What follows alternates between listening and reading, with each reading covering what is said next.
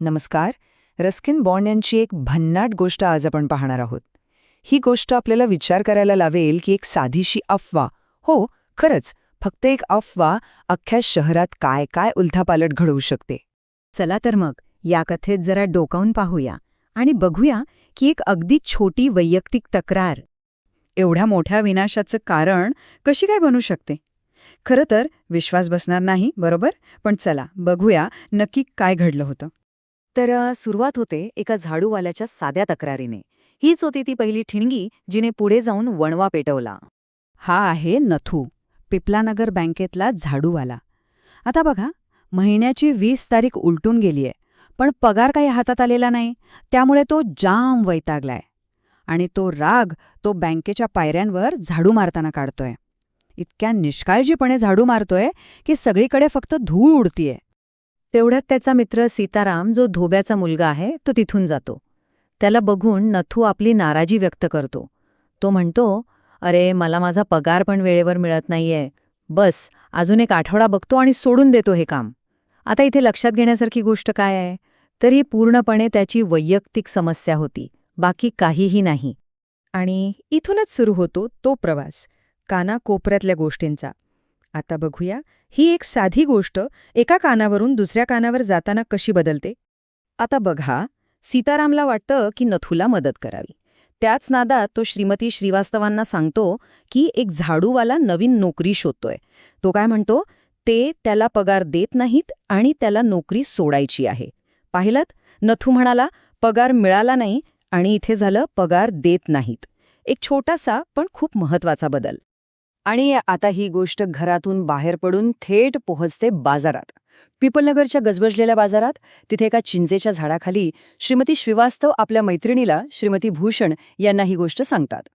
आणि इथे या अफवेला एक जबरदस्त आणि तितकंच भयंकर वळण मिळतं. श्रीमती श्रीवास्तव काय करतात, त्या नथूच्या एका वैयक्तिक समस्येला थेट बँकेच्या आर्थिक परिस्थितीशी जोडून टाकतात. म्हणजे बघा, एका माणसाच्या पगाराचा प्रश्न आता संपूर्ण बँकेच्या प्रतिष्ठेचा प्रश्न बनला होता. मग काय विचारता, श्रीमती भूषण यांनी तर त्यावर कळसच चढवला. त्यांनी स्वतःच अंदाज बांधला की अरेच्या, जर झाडूवाल्यालाच पगार मिळत नसेल तर मग बाकीच्यांना कुठून मिळणार. आणि ही मोठी चिंताजनक बातमी त्या घाईघाईने आपल्या पतीला सांगायला निघाल्या. आणि आता बघा या अफवेचं सगळ्यात विनाशकारी रूप. कमल किशोरच्या दुकानातून शेजारच्या न्हाव्याच्या दुकानात थेट ओरडून सांगितलं जातं, काय म्हणता, पिपलनगर बँक बुडणार आहे, अरे लवकरात लवकर तुझे पैसे काढून घे तिथून. आणि या एका वाक्याने बाजारात जणू वणवाच पेटला. सगळीकडे एकच घबराट, एकच गोंधळ. या बातमीचा परिणाम किती लगेच झाला बघा. तो नावी दीपचंद इतका घाबरला की त्याच्या हातून थेट गिराईकाच्या कानालाच कात्री लागली. भीती खरंच संसर्गजन्य असते, ती वाऱ्यासारखी पसरत होती. ही बातमी मग जंगलातल्या आगीसारखी पसरली. किराणा दुकानदारापर्यंत पोचली, शिंप्यापर्यंत गेली, फेरीवाल्याच्या कानावर पडली, सोनारापर्यंत, पानवाल्यापर्यंत. अरे इतकंच काय, बाजारात बसलेल्या एका भिकाऱ्यापर्यंत सुद्धा ही गोष्ट जाऊन पोहोचली. आणि हा किस्सा तर सगळंच सांगून जातो. गणपत नावाचा एक भिकारी, ज्याला लोकांनी कधी नीट चालतानाही पाहिलं नव्हतं, तो बँक बुडणार हे ऐकताच थेट बँकेकडे धावत सुटला. यावरूनच कल्पना येते की लोकांच्या मनात भीती किती टोकाला पोचली होती. आणि आता येतो कथेचा तो क्षण, तो कळस, जिथे एक निराधार अफवा एक विनाशकारी सत्य म्हणून सगळ्यांसमोर उभी ठाकते. बँकेचं पतन.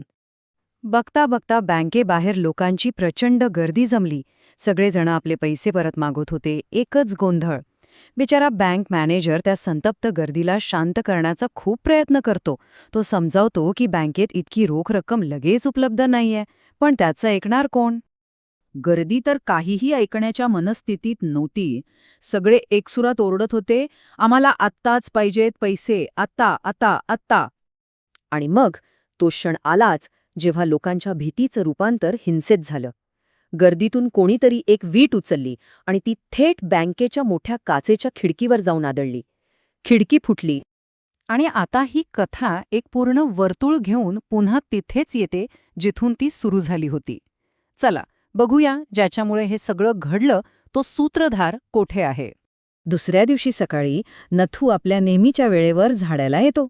आणि बघतो तो काय बँकेच्या पायऱ्यांवर सगळीकडे फुटलेल्या काचा आणि कचरा पडलाय.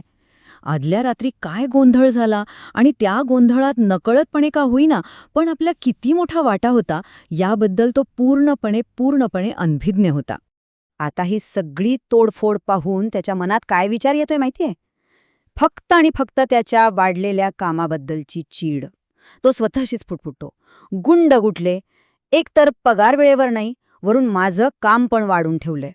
त्याला बिचाऱ्याला पुसटशी ही कल्पना नव्हती की ह्या सगळ्या राड्याचं मूळ कारण तो स्वतःच होता. तर मग प्रश्न हा आहे की बँक खरोखर कोणी बुडवली? नथूने, सीतारामने, की त्या सगळ्या लोकांनी ज्यांनी कोणतीही खातरजमा न करता एका गोष्टीवर आंधळा विश्वास ठेवला? ही कथा आपल्याला खरंच विचार करायला लावते की आपले शब्द आणि आपला विश्वास किती जास्त शक्तिशाली असू शकतो, नाही का?